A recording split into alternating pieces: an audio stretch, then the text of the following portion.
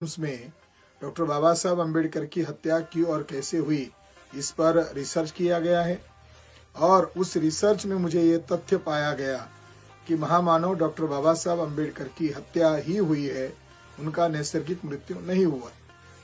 मगर इस हत्या के पीछे कौन कौन लोग हैं? तो इस हत्या के पीछे मोहरे के तौर पर डॉक्टर सविता अम्बेडकर हैं और डॉक्टर मालवणकर है।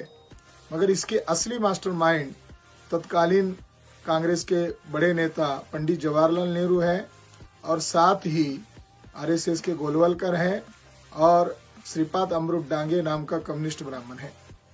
डॉक्टर बाबा साहब अम्बेडकर बीमार नेहरू के माध्यम से ये षड्यंत्र रचाया गया था और डॉक्टर बाबा साहब अम्बेडकर के ऊपर गलत ट्रीटमेंट की गई और शादी के पश्चात बाबा साहब अम्बेडकर का स्वास्थ्य गिरता जा रहा था। मई 1951 में बाबा साहब अम्बेडकर ने दादा साहब गायकवाड़ को खत लिखा है, जब से मैं मुंबई से जाकर ट्रीटमेंट करके आया हूँ, मेरा स्वास्थ्य गिरता ही जा रहा है।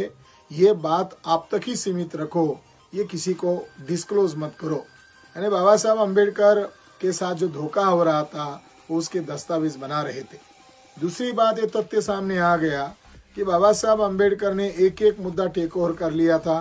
भारत का संविधान बनाना उनके जीवन का बड़ा लक्ष्य था, अपने लोगों को हक दिलाना बड़ा मकसद था, उन्होंने वो मकसद को हासिल कर लिया।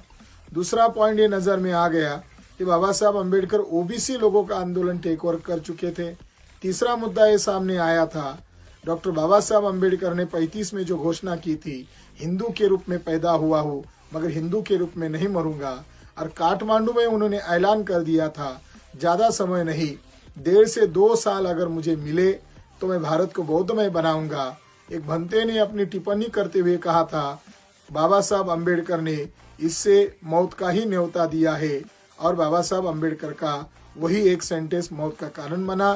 बाबा साहब अम्बेडकर को हत्या करने के पीछे पंडित जवाहरलाल नेहरू का हाथ है और बाबा साहब अम्बेडकर की हत्या हुई, उस पर दबाव पड़ा और बाबा साहब अम्बेडकर की डेथ की इंक्वायरी करने के लिए सरकार को मजबूर होकर डीआईजी सक्सेना आयोग बनाना पड़ा।